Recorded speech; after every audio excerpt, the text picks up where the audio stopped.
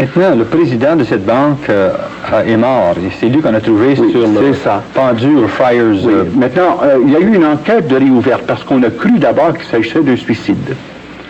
À la requête de l'épouse de Silvestro Calvo, il y a eu une enquête de fait et on s'est rendu compte qu'il avait été transpercé des 2 poignards car dans les rites de consécration à Lucifer, rendu au 20e degré de consécration, on consacre les épées qui serviront à notre propre exécution si jamais on défaille aux engagements de silence. Et alors on a trouvé Silvestro Calvo pendu, mais on s'est rendu compte qu'il avait été en plus transpercé de 2 épées.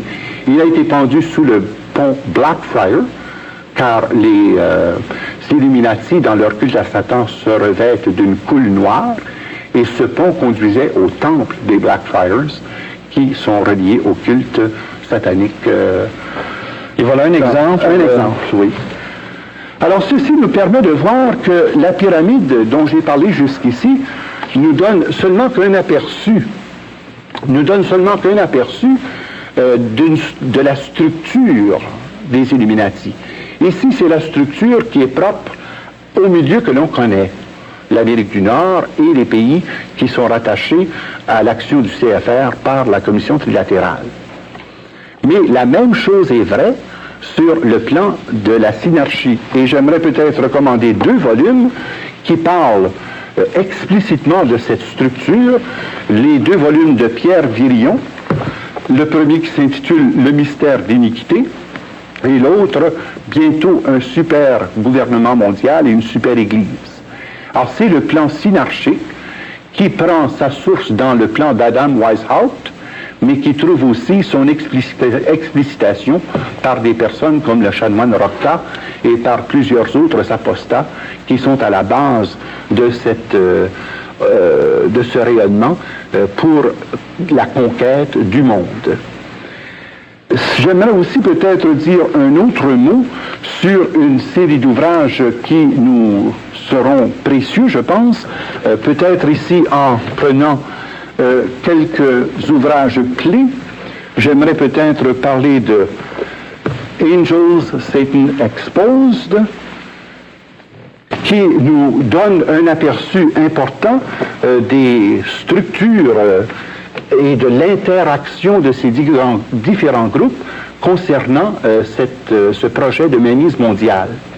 J'aimerais aussi parler des ouvrages de Willard Candlon, qui a consacré plusieurs études à cette question de l'argent et du système monétaire mondial, avant le docteur Mary Ralph. Alors, il s'agit de Money Master of the World, et un ouvrage best-seller qui vient de sortir il y a quelques mois à peine, The Moneylenders de Anthony Sampson, où vous avez ici une étude aussi brillante et aussi vigoureuse que celle de Quigley concernant The Anglo-American Establishment.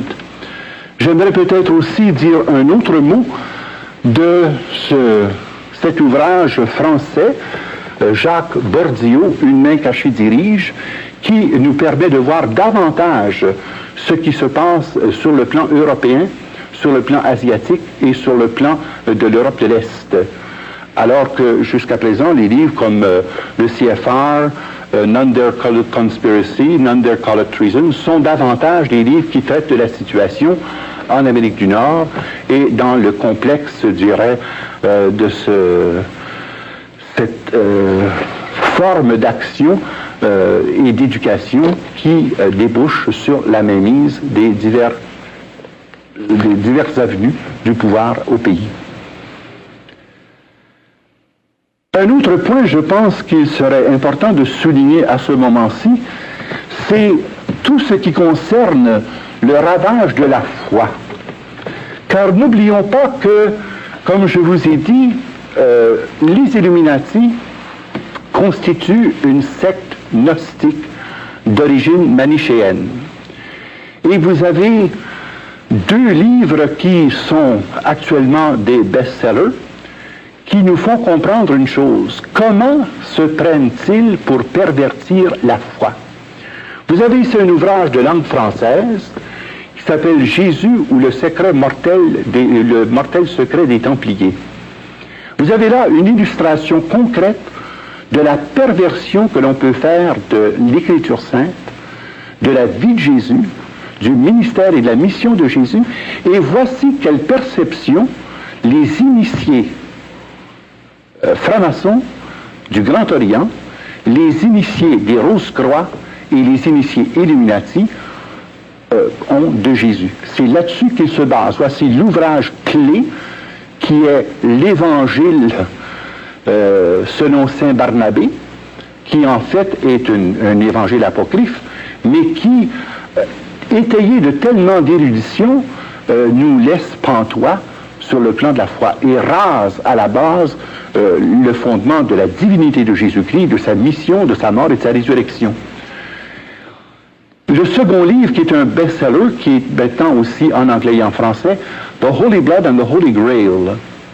Ce sont 3 journalistes britanniques qui ont fait une étude approfondie d'une situation bizarre concernant la recherche du Saint Graal. Et point par point, ils en sont venus à découvrir que derrière les Illuminati des temps modernes, il y avait à la base l'action du prieuré de Sion. Retenez bien cette expression-là, le prieuré de Sion. C'est connu dans certains pays, et notamment ici en Amérique du Nord et en Russie, sous le nom des... Donc on a voulu faire croire à un complot de la juiverie internationale pour la domination mondiale. Et ce n'était en somme que les initiés du prieuré de Sion qui ont conçu et développé le plan que Adam Weishaupt mettra au point pour détruire non seulement la foi, mais pour détruire aussi les pays chrétiens et tous les pays où les croyants exercent un rôle prépondérant. Devant une telle attaque, Père Gimbald, quelle place faites-vous à l'espérance? La première place. Parce que, voyez-vous, il ne faut jamais oublier une chose. Lorsque le prince des ténèbres se démène et se dévoile comme il le fait aujourd'hui, c'est parce que son heure de défaite n'est pas loin. Habituellement, lorsque Satan se déchaîne et qu'il est obligé de se manifester avec tant de puissance, c'est que l'Esprit Saint est à l'œuvre.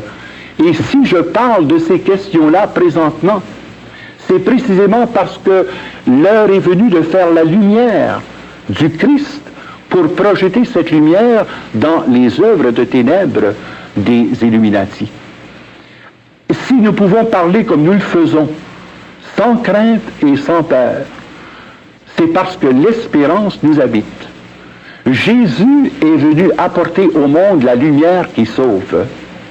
Et c'est Jésus qui est le sauveur du monde. C'est Jésus qui est le rédempteur de l'homme.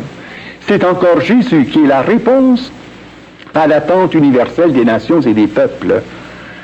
Et les solutions de paix mondiale ne sont possibles qu'en passant par Jésus, à travers Jésus et en Jésus. Alors tous ces plans qui paraissent absolument extraordinairement inébranlables n'ont pas plus de puissance que les ténèbres devant la lumière. Si profonde que soit la nuit, il suffit d'un rayon de soleil pour chasser la noirceur. Si je parle de ces questions, ce n'est pas pour créer de la panique. Ce n'est encore moins pour créer le découragement. Nous avons la force d'être les enfants de lumière parce que nous sommes les serviteurs de la lumière du monde qui est le Christ, le Verbe incarné. Et notre mission à nous, c'est de dire la vérité qui rend libre. Et là, je m'adresse à vous, chers auditeurs qui m'écoutez. Vous pensez peut-être que nous sommes confrontés à des forces si gigantesques que nous sommes réduits à l'impuissance. Le mal n'a pas plus de force pour le mal que ne le laissent faire les gens de bien qui sont indifférents. Si je vous ai donné ces quelques informations, c'est pour vous permettre d'avoir la lumière nécessaire et la sagesse nécessaire pour exercer avec discernement et exactitude votre rôle d'évangélisation dans le monde d'aujourd'hui. Car nous avons, nous, la responsabilité d'établir sur la terre des hommes le royaume de justice et de paix que Jésus est venu inaugurer par sa première venue et qu'il viendra couronner par son avènement de gloire. Donc, loin d'être désespéré, loin d'être essoufflé, je me sens au contraire rempli d'espérance et de joie pour faire face à ces problèmes avec la certitude de la victoire de Jésus-Christ.